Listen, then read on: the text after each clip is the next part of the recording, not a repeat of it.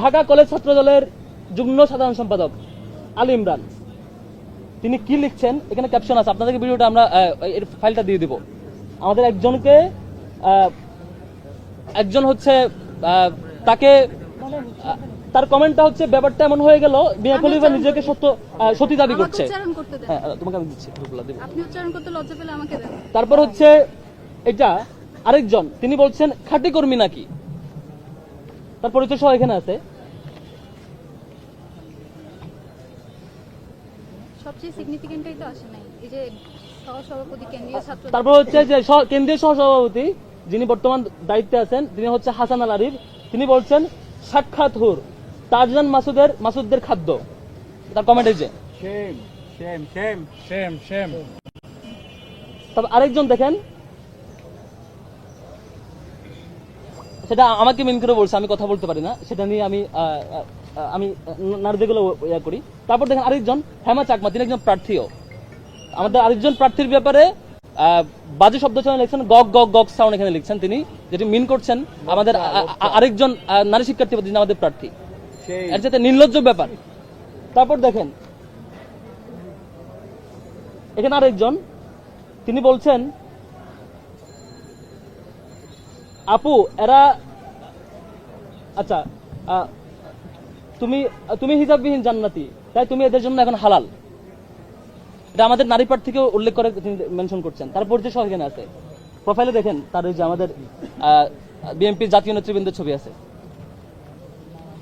তারপর আরেকজন, তিনিও সেম, তিনি লিখছেন আমাদের নর্তকীর কাজ হচ্ছে বিভ্রান্তি ছড়ানো, সেক্সি শিলা দিনে কাটবেন না রাতে, মানে কমেন্ট করছে তিনি, তার ছবি সহ এখানে আছে, তিনিও সেই দলের নেতা।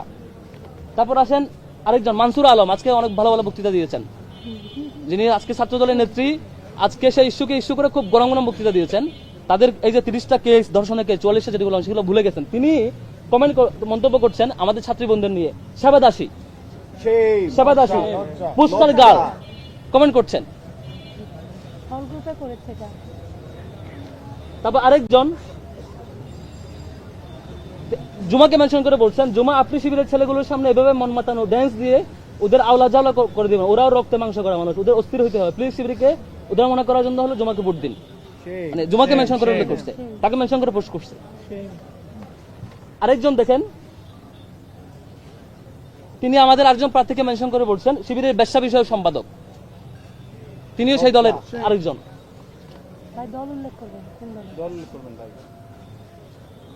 তবে আরেকজন দেখেন তিনি লিখছেন গুপ্ত শিবিরের খাদ্য এগুলো।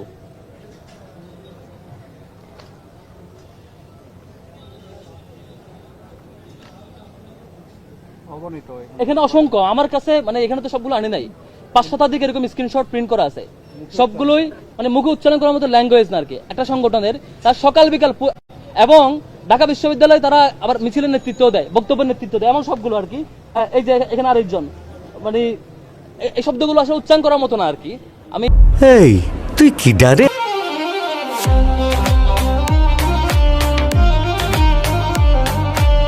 আসসালামু আলাইকুম রহমতুল্লাহ। সম্মানিত সাংবাদিক বন্ধুগণ, আমাদের ডাকে আজকে সাড়া দেওয়ার জন্য সবাইকে শুকরিয়া জানাচ্ছি। গতকালকে রাতে আমরা প্রেস কনফারেন্স করে কিছু ফিডব্যাক আপনাদেরকে দিয়েছিলাম। আমরা আরেকটু সামগ্রিক আপডেট দেওয়ার জন্য, যা কিছু চলছে সবকিছু নিয়ে একটু আপডেট দেওয়ার জন্য আজকে আপনাদের সামনে আসা। প্রথমত গতকালকে যে ঘটনা আপনারা লক্ষ্য করেছেন সেটি আমাদের সামনে আসবার পরে আমরা কয়েকটা স্টেপ নিয়েছিলাম। নাম্বার 1, সাথে সাথে আমাদের দিক থেকে আমরা ক্লিয়ার ফিডব্যাক দিয়েছি এই ব্যাপারে আমাদের করণীয় কি, আমরা কি করছি, এবং যাকে শিবিরের নেতা বানিয়ে প্রচার চালানো হচ্ছে সেটি যে মিথ্যা প্রপাগান্ডা সেটি জানানোর পরে আমরা নিজেরাই প্রক্টর অফিসে গিয়ে লিখিত অভিযোগ দায়ের করে এসেছি যাতে বিশ্ববিদ্যালয় প্রশাসন তার বিরুদ্ধে দ্রুত ব্যবস্থা নেয়। এবং এটি করবার পরে আমরা এটিও বলেছি যদি তিনি ব্যক্তি এস এম ফরহাদ বা আমার ব্যাপারে রিড করার কারণে রিয়েকশন দিতেন তাহলে তার আগের দিনেই দিতেন, কারণ তার আগের দিন যখন রিটেন নিউজগুলো সবার সামনে আসছে আমাদের যা ফিডব্যাক সেদিন সারাদিন ফিডব্যাক দেওয়া হয়েছে। আমার দিক থেকে আমি তাকে ওয়েলকাম করেছি, শুভেচ্ছা জানিয়েছি এবং বলেছি যে কোর্টে যে রায় হবে সেটি মেনে নিব, সেভাবে ওয়েলকাম করেছি। আমাদের রিয়েকশন সেদিনই আসার কথা। আমাদের কোনো জনশক্তি, কোনো ম্যান পাওয়ার থাকলে ব্যক্তি এস এম ফরহাদের বিরুদ্ধে যখনই রিট হয়েছে তখনই সে ব্যাপারে তার একটা রিয়াকশন আসবার কথা। সেদিন একদিন পার হয়ে 24 ঘন্টারও অধিক সময় পার হয়ে দুই দিন পার হয়ে পরের দিন যখন ডাকসু স্থগিতের ঘোষণা আসছে, তখন যখন কোনো শিক্ষার্থী রিয়াকশন দেয়, তাহলে বুঝতে হবে তিনি এমন একজন শিক্ষার্থী যিনি ডাকসুর ব্যাপারে কনসার্ন, আমার ব্যাপারে কনসার্ন না, এমন কেউ একজন। এটা খুবই ক্লিয়ার সহজ আর্গুমেন্ট। এই জিনিসটা কালকে বুঝাবার পরেও, ক্লিয়ার করে বলবার পরেও একটা পক্ষ তাদের রাজনৈতিক দেউলিয়াত্বের বহিঃপ্রকাশের জন্য তারা হচ্ছে তাকে শিবির বানিয়ে প্রচার চালিয়েছে। দুঃখজনক হচ্ছে শুধু সেটি সেই দল করেনি, সেই দল কেন করেছে সে ব্যাখ্যায় আমরা যাচ্ছি। কিছু মিডিয়াও কালকে এমনভাবে প্রচার করছে যে মনে হচ্ছে যে হুমকিটা মনে হয় আমি দিয়েছি, এমনভাবে নিউজ প্রচার করছে। বেশ কয়েকটি পত্রিকাকে কনসার্ন জানানোর পরে তারা চেঞ্জ করেছে শিরোনাম, বলেছে আমরা তো তখন বুঝি নাই, আপনাদের প্রেস কনফারেন্সে আসি নাই, ফিডব্যাক জানি নাই, দেখি নাই, এই ধরনের এক্সকিউজ দেখিয়ে ভুলে আমাদের এটা হয়ে গেছে, আমরা ঠিক করে দিচ্ছি। এরকম বেশ কিছু পত্রিকা এবং পোর্টাল তাদের এরকম ফিডব্যাক দিচ্ছে। এটা কেন জানেন? কারণ আমি ক্লিয়ার করি, যুবদলের একজন কর্তৃক চাঁদাবাজির কারণে এক ব্যবসায়ীকে মাথায় পাথর দিয়ে আঘাত করার একটা ঘটনা আপনারা দেখেছেন, সে মারাও গেছে এক পর্যায়ে, এবং সেই নিউজটি সামনে এসেছে যুগান্তরের একজন রিপোর্টের ভিত্তিতে। এটি যখন সামনে আসছে যুবদল পরিচয়, তখন সারা দেশে বিক্ষোভ এবং মানুষের ক্ষোভ আপনারা লক্ষ্য করেছেন। তারপরে কি হয়েছে জানেন? তারপরে হয়েছে যুগান্তরে সেই সাংবাদিকের চাকরি থেকে চাকরিচ্যুত করা হয়েছে। এই নিউজে যুবদলের পরিচয় সামনে আসবার কারণে পরবর্তীতে সেই সাংবাদিককে যুগান্তর থেকে চাকরিচ্যুত করা হয়েছিল। এজন্য আপনারা সবাই ভয় পান, সাংবাদিকরা ভয় পায়। সাংবাদিকরা কি করে, আর কেউ বেশ কিছু সাংবাদিক কেন যেন আবারও সেই সামনে আরেকটি পক্ষকে ফেসিবাদ বানানোর পরিকল্পনার অংশ হয়ে গেছে। তারা সত্যটা প্রকাশ করতে পারছেন না অনেকেই, এটা খুবই দুঃখজনক। এখন আসি, ছাত্রদল কেন স্ট্যান্ড নিল? তারা নিশ্চিতভাবে সেটি মিথ্যা জানবার পরে কেন স্ট্যান্ড নিল সেটি একটু ক্লিয়ার করছি। আপনারা দেখেছেন কৃষি বিশ্ববিদ্যালয়ে ছাত্রদলের লোকজন বহিরাগত নিয়ে ভিতরে গিয়ে শিক্ষার্থীদের উপর হামলা করেছে, সেটি সামনে আসে নাই, আপনারাও মিডিয়ার সামনে আনান নাই, সেটি তাকিয়েছিলেন। আপনারা দেখেছেন চট্টগ্রাম বিশ্ববিদ্যালয়ে শতাধিক শিক্ষার্থী আহত হয়েছে, শিক্ষক আহত হয়েছে। এই রক্তাক্ত একটি ঘটনা যিনি নেতৃত্ব দিয়েছেন সে স্থানীয় বিএনপি, এবং সেটিও সামনে আসে নাই। ইভেন সেই ঘটনার তাৎক্ষণিকভাবে বিএনপি তাকে তার দল থেকে বহিষ্কার করতে বাধ্য করেছে। এত শত সুস্পষ্ট প্রমাণ এবং ভিডিও থাকা সত্ত্বেও মিডিয়ায় সেটি সামনে আসেনি, এবং সেটি যখন সোশ্যাল মিডিয়ায় সমালোচনা হচ্ছিল। তারপরে রাবির ঘটনা আপনারা জানেন, রাবিতে ডাকসুর ব্যাপারে তাদের আন্দোলন পরিচালনা পরিবর্তিত, মানে সুষ্ঠু পদ্ধতিতে আন্দোলন না করে, দাবি না জানিয়ে সরাসরি সেখানে ভাঙচুর এবং হচ্ছে তালা ঝুলিয়ে দেওয়ার ঘটনা ঘটেছে ডাকসুকে বানচাল করার জন্য, সেটিও তারা ব্যর্থ হয়েছে। এরকম চবি, রাবি এবং বাকরিবি সবগুলো ঘটনা, সর্বশেষ ডাকসু বানচালের ঘটনা, সবকিছুতে ব্যর্থ হয়ে এক পর্যায়ে এগুলো কিভাবে ঢাকবে, এগুলো সামনে আসবে সে আশঙ্কায় শিক্ষার্থীদেরকে ভয় পেয়ে তারা হচ্ছে এমন একটি ঘটনা করলো, যেটার ব্যাপারে আমরা নিজেরা অ্যাকশন নিয়েছি, নিজেরা লিখিত অভিযোগ দিয়েছে। ইভেন যে শিক্ষার্থীর ব্যাপারে হুমকি দিয়েছে সে শিক্ষার্থীকে আমি ওভার ফোনে রিকোয়েস্ট করেছি টেক্সট করে, যে হচ্ছে আপনি যদি কোনো ধরনের আইনি মামলা এখন না করে থাকেন দ্রুত মামলা করেন, এবং সেই ব্যাপারে আমাদের লিগ্যাল টিম আপনাদেরকে সাপোর্ট দিবে। আমি তাদেরকে ওই ভিকটিম শিক্ষার্থীকে যিনি হুমকি পেয়েছেন সেই শিক্ষার্থীকে, একে তো অভিযুক্ত ব্যক্তিকে যিনি অপরাধী তাকে পানিশমেন্টে আওতায় আনার জন্য প্রক্টর অফিসে আমি লিখিত অভিযোগ দিয়েছি। দ্বিতীয়ত যিনি ভিকটিম, যিনি হুমকি পেয়েছেন তাকেও রিকোয়েস্ট করেছে আপনি আইনি অ্যাকশন নিচ্ছেন না কেন, আপনি আইনি অ্যাকশন নেন, সেখানে আমাদের লিগ্যাল টিম প্রয়োজন আপনাদেরকে সাপোর্ট দেবে, সেটিও রিকোয়েস্ট করেছি। এরপরও সেটি হয়নি এখন পর্যন্ত। এত কিছু মারিয়ে তাকে কেন যেন শিবির কর্মী, শিবির নেতা এই ধরনের বানানোর প্রপাগান্ডায় ব্যস্ত। এটার আরো অনেক কিছু কারণ আছে। তার কারণগুলো হচ্ছে, আপনি যখন দেখেন যে গত 5 আগস্টের পর থেকে এখন পর্যন্ত ছাত্রদলের একদম প্রমাণিত সত্য ধর্ষণের কেস 30টা। ডিজাইন, এলিগেন্স, বিউটি, সেরা পণ্য সবার জন্য জেভিকো। 44টা, মানে গত মাস পর্যন্ত, গত 1 তারিখ পর্যন্ত, আমি এই মাসটা কাউন্ট করছি না, আমার হচ্ছে মানে আপডেট যেটা গত মাসে 1 তারিখ পর্যন্ত, এর আগে মাসে 1 তারিখ পর্যন্ত ছিল 30টা, যেগুলো একদম প্রমাণিত সত্য। এখন এই মাসে যোগ করলে 44টা হয়। এই যে সবগুলো প্রমাণিত সত্য ধর্ষণের কেস, তা সত্ত্বেও এবং এখানে গ্রেফতারও হয়েছে এই ধর্ষণের কেসে যারা এরকম অব্যাহতভাবে ধর্ষণের কেসের অন্যতম গুরুত্বপূর্ণ স্টেক হোল্ডার, শিক্ষার্থীরা যাদেরকে ভয় পায়, এই সব ঘটনা যখন সামনে আসে ওগুলো কেমনে চাপা দিবে, একটা মানে আর কোনো ইস্যু না পেয়ে সেই ইস্যু সামনে নিয়ে আসার মতো তারা রাজনীতি করছে। এবং শিক্ষার্থীরা এটি নিশ্চয়ই শিক্ষার্থীরা বুঝে যে আপনারা কিভাবে কি করছে। আমরা আরেকটু কিছু ইয়াতে যাবো, স্ল্যাট শেমিং এর ইস্যুতে যাবো। আজকে আপনারা দেখেছেন, আজকে ছাত্রদল সব জায়গায় মিছিল করেছে, মিছিলের স্লোগান কি দিয়েছে দেখবেন, অনেক জায়গায় তাদের সেন্ট্রাল পেজে সেই মিছিলের ভিডিও আপলোড দিয়ে তারা এনজয় করছে। স্লোগান হচ্ছে একটা শিবির ধরে ধরে জবাই কর, এবং পেজে ভিডিও আপলোড আছে, আপনি আমার কাছ থেকে নিবেন, সেই ভিডিও পেজে আপলোড তাদের ছাত্র দলের সেন্ট্রাল পেজে সেটা আপলোড দিয়েছে। একটা শিবির দল ধরে জবাই করে স্লোগান ভিডিও সহ পেজে আপলোড দিয়েছে। স্ক্রিন রেকর্ড আমাদের কাছে আছে, আপনারা নিতে পারবেন। তো এই ধরনের মানে নৃশংস প্রক্রিয়া যেগুলো আওয়ামী লীগ ফলো করতো, সেটি ছাত্রদল আবার ফিরিয়ে আনার চেষ্টা করছে। ছাত্রলীগের যা বৈশিষ্ট্য ছিল, ধর্ষণের কেস, অন্তর্দ্বন্দ্বের কেস, কুন্দলের কেস, চাঁদাবাদের কেস, সবগুলো যখন এখন ঢাকতে পারছে না, 1 বছরের মধ্যে শিবিরকে নিয়ে কোনো এজেন্ডা পাচ্ছে না, এখন শুরু হচ্ছে দায় চাপানোর রাজনীতি। আপনারা দেখেছেন প্রকাশ্যে সংবাদ সম্মেলনে কেন্দ্রীয় সভাপতি সেক্রেটারিকে বলছে শিবিরের উপর দাঁড়িয়ে দাও। এটা তাদের পলিটিক্স। আমরা আসি স্টার্ট সেমিং ইস্যুতে, কেস বাই কেস আসবো।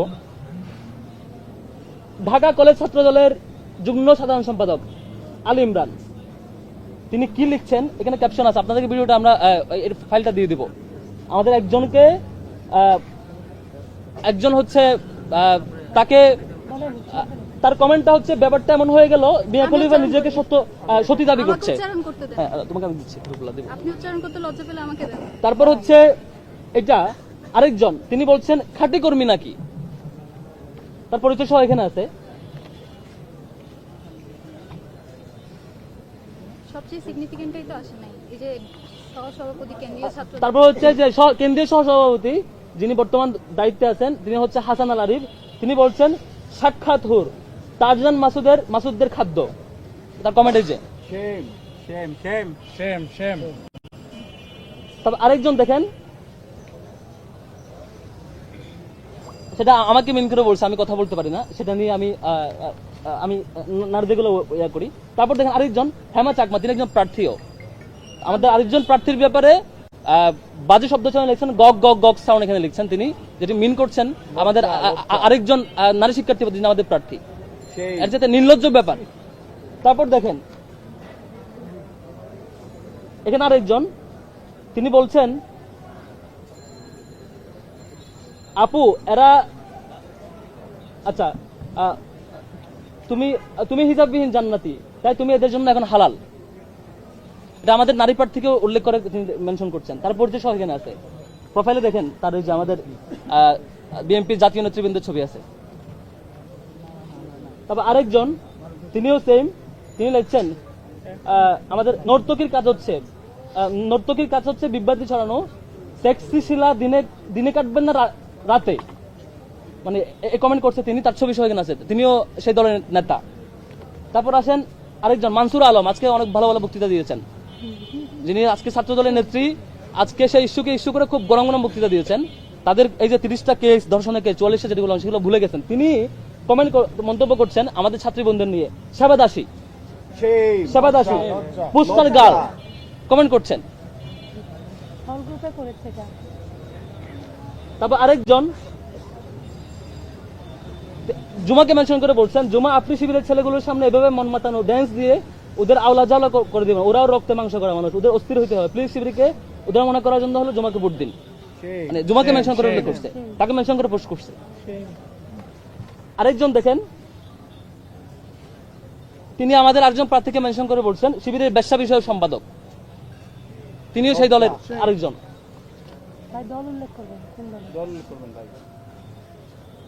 তবে আরেকজন দেখেন, তিনি লিখছেন গুপ্ত শিবিরের খাদ্য এগুলো।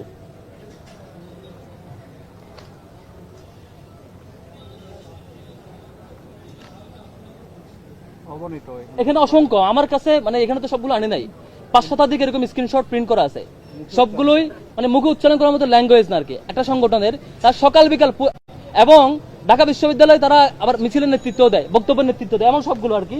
এই যে এখানে আরেকজন, মানে এই শব্দগুলো আসলে উচ্চারণ করার মতো না আর কি।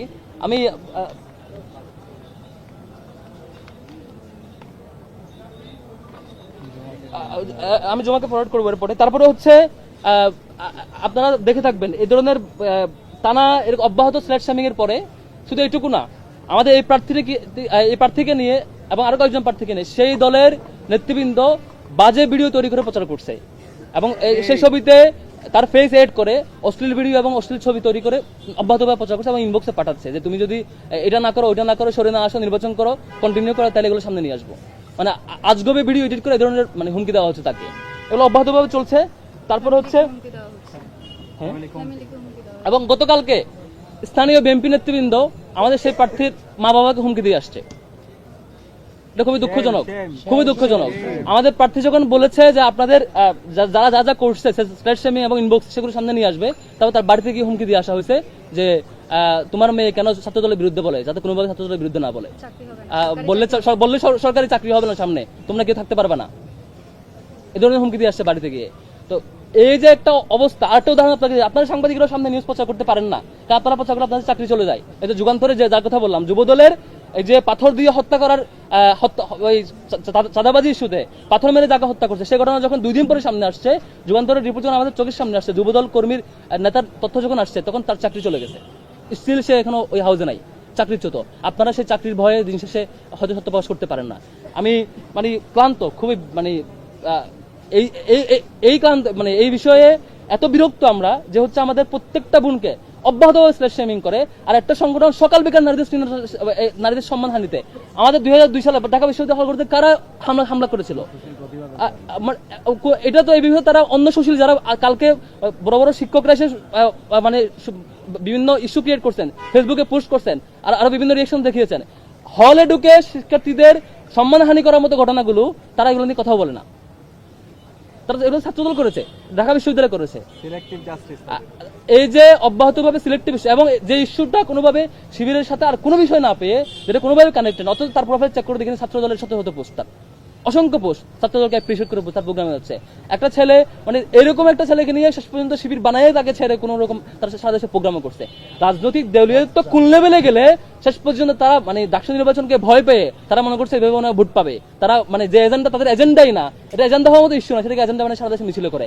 আবার সেই মিছিলের স্লোগান দেয় একটা শিবির ধরে ধরে জবাই করে, সেই ভিডিও আবার পেজে আপলোড দেয়। এ হচ্ছে আমাদের বর্তমান 24 পরবর্তী নতুন বাংলাদেশ গড়বার যে শপথ আমরা নিয়েছিলাম, সেটি বর্তমান অবস্থা।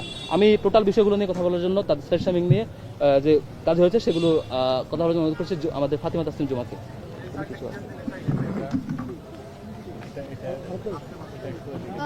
সর্বপ্রথমে আমি যেটা বলে শুরু করতে চাই,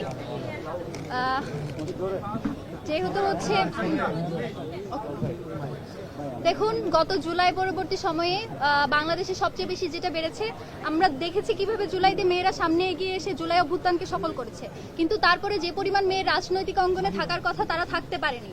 কেন থাকতে পারেনি সেটার কারণ যদি আপনারা দেখতে যান, আপনারা দেখতে পাবেন যে মেয়ে একটা দলের হয়ে কথা বলে, তার অপোনেন্টরা এসে তার কমেন্ট বক্স, তার ইনবক্স একেবারে ভাসিয়ে ফেলে, নোংরা শব্দচয়ন, তার অশ্লীল ভিডিও বানানো, এইগুলো হয়ে আসছে গত জুলাই থেকে। তো আমাদের যেটা আফসোস সেটা হলো, গত 16 বছর ধরে যাদের সাথে থেকে, যাদেরকে আমরা ভাই হিসেবে পাশে রেখে এত বছর ধরে যুদ্ধ করেছি, যাদের সাথে হাতে হাত রেখে, যাদের পাশে পাশে থেকে আমরা জুলাই আন্দোলন সফল করেছি, সেই সব ভাইয়েরাই যখন আমাদের সাথে এই ধরনের শব্দচয়ন করে বা আমাদের ব্যাপারে এই ধরনের ভিডিও বানায়, অশ্লীল কুরুচিপূর্ণ কথা বলে, তখন সেটা আমাদের জন্য আসলেই কষ্টকর। এবং সেটা হচ্ছে আমাদের জন্য কি বলবো, আমাদের জুলাইয়ের একটা ব্যর্থতা বলে আমরা মনে করি। দেখুন, গত জুলাইও কিন্তু এই ধরনের অনেক কিছুই হয়েছিল, যে ছাত্রলীগের যে মেয়েরা ছিল তাদেরকে বিভিন্নভাবে স্ল্যাট শেমিং করা হচ্ছিল। সেই সময়ও আমরা কিন্তু মেয়েদের পাশে দাঁড়িয়েছিলাম যে মেয়েদের এই ধরনের শব্দচয়ন করা যাবে না, রাজনীতিকে রাজনৈতিক চিন্তা দিয়েই প্রতিহত করতে হবে। তো সেই জায়গা থেকে আজকে যখন এই সব কিছু হয়, আমি আপনাদের একেবারে দুই তিনটা ঘটনা বলি। যখন আমাদের ভাইয়েরা, ছাত্রদলের ভাইয়েরা যখন এই ফ্রেমিং করার চেষ্টা করে যে কারো কি ধরনের কে কাকে সমর্থন করে, সেটার ভিত্তিতে যদি কেউ নেতা হয়ে যায়, এই যে পোস্টেড নেতা সহসভাপতি কেন্দ্রীয় হাসান আল আরিফ, সে যে আমাকে টারজান মাসুদের খাবার বলেছে।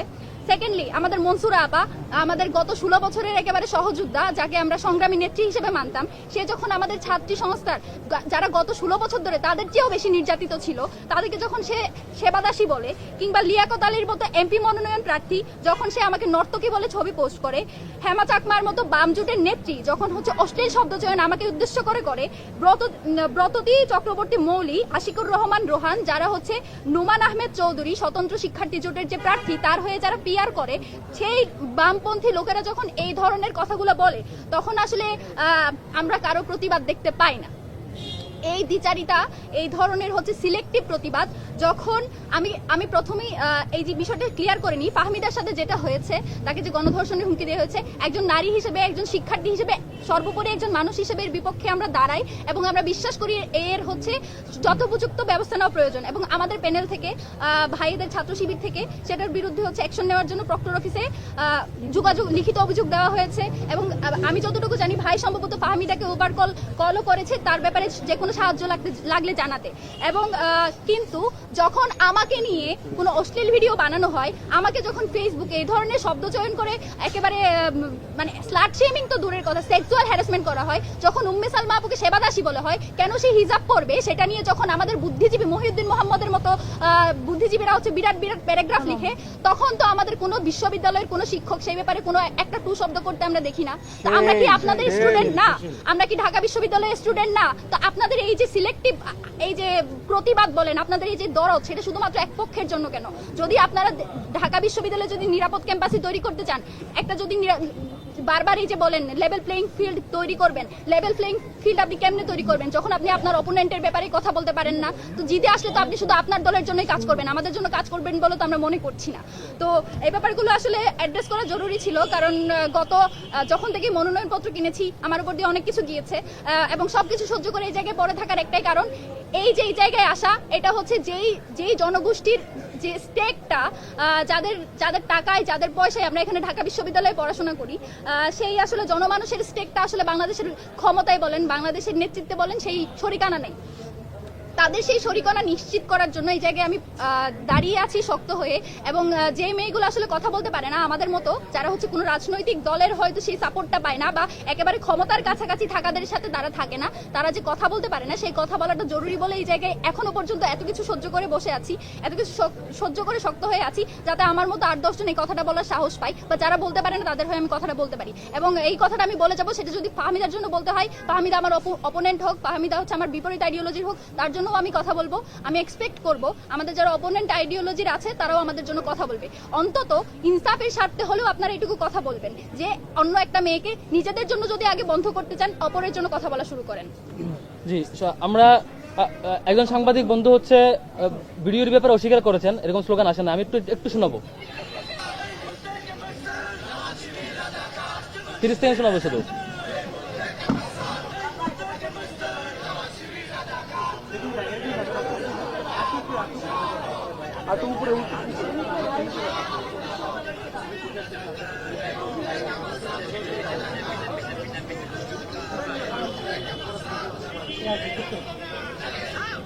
স্লোগান হচ্ছে শিবিরের আস্তানা জ্বালিয়ে দাও, পুড়িয়ে দাও।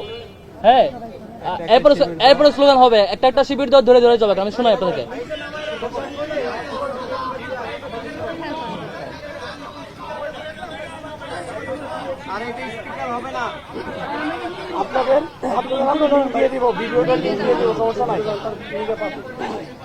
আচ্ছা, ওকে, এই ভিডিও আপনাদের গ্রুপে আমি দিয়ে দেবো ইনশাল্লাহ। হ্যাঁ, এই যে দেখালাম শিবিরের আস্তানা জ্বালিয়ে দাও, ভাঙিয়ে দাও, পুড়িয়ে দাও, জ্বালিয়ে দাও, এই ধরনের স্লোগান। আবার হচ্ছে একটা শিবির ধরে ধরে জবাই করে স্লোগানগুলো হয়েছে। আবারও সে আওয়ামী রাজনীতি ফিরিয়ে আনার এই অপচেষ্টা আমরা ইনশাল্লাহ রুখে দিব। আওয়ামী রাজনীতি, আওয়ামী ফ্যাসিবাদ আবারও নতুন মোড়কে আসবে, সেটি আমরা আমাদের জীবন থাকতে আমরা হতে দেব না। এই ক্যাম্পাসে সারা বাংলাদেশে একটি গণতান্ত্রিক প্রক্রিয়ার রাজনীতির সূচনা হয়েছিল। সবাই সবার অধিকার নিয়ে শুরু করছিল, সবাই সবার কাজগুলো করছিল। হঠাৎ করে আবার উত্তপ্ত পরিস্থিতি তৈরি করে নানা নতুন ইস্যু বানিয়ে নিজেদের অপরাধ ঢাকতে, নিজেদের কলঙ্ক ঢাকতে নতুন এজেন্ডা ক্রিয়েট করে বাজে পরিস্থিতি তৈরি করে এই যে আবার ছাত্রলীগী কায়দায় রাজনীতি ফিরিয়ে আনার চেষ্টা করা হচ্ছে, সেটা আমরা নিশ্চিতভাবে আমাদের জীবন থাকতে আমরা এটা প্রতিহত করবো ইনশাল্লাহ। শিক্ষার্থীদের জন্য এই ক্যাম্পাসটা আমরা নিরাপদ রাখতে চাই। আমরা নিরাপদ রাখতে যা কিছু করা দরকার সবকিছু করবো। আমরা সমাপনের দিকে যাবো। কথা নিয়ে অনুরোধ করছি সাদিক কাইম ভাইকে। সাদিক ভাই কথা বলবে। আচ্ছা, এখান থেকে বলি। হ্যাঁ, প্রশ্ন কথার পরে একসাথে নিতে পারবেন সবকিছু। বিসমিল্লাহির রহমানির রহিম।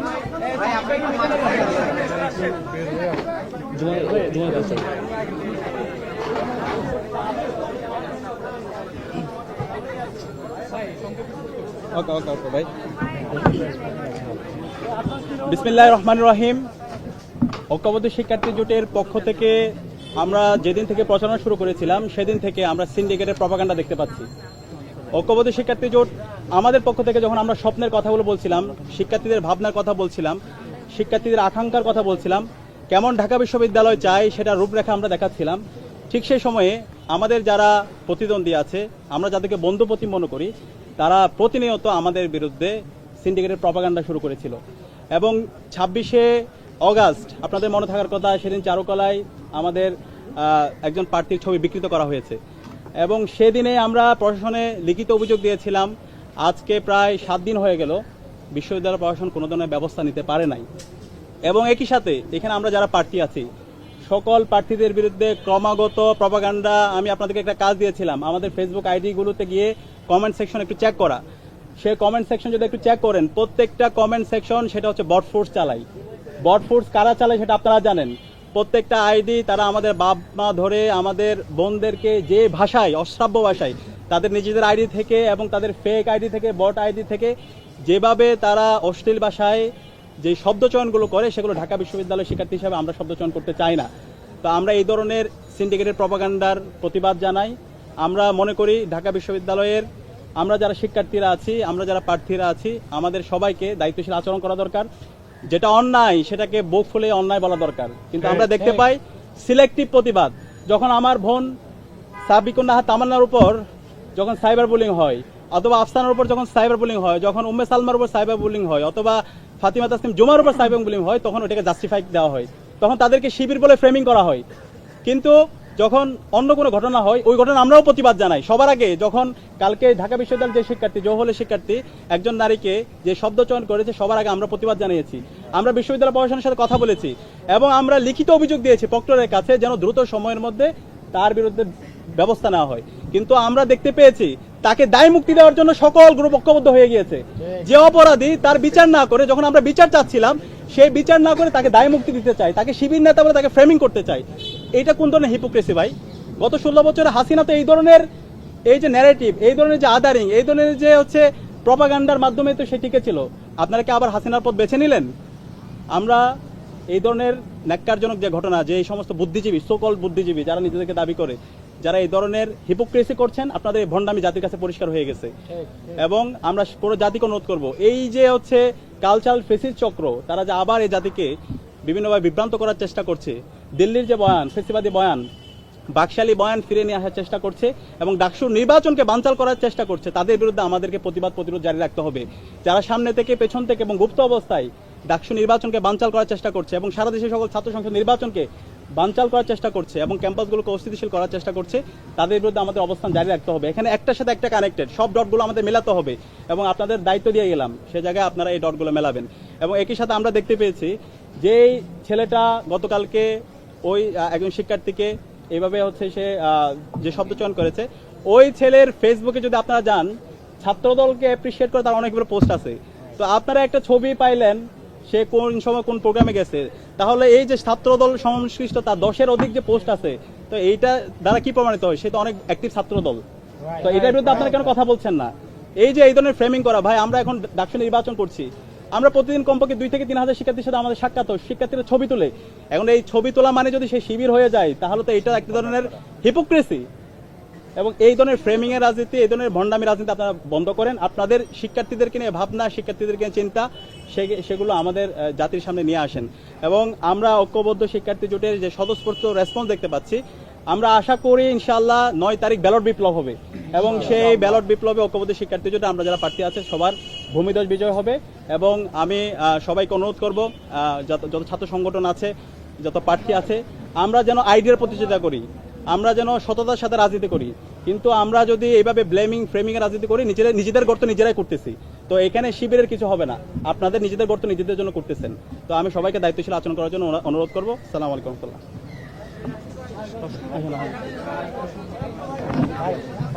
ভাই বলেন। আচ্ছা, আপনি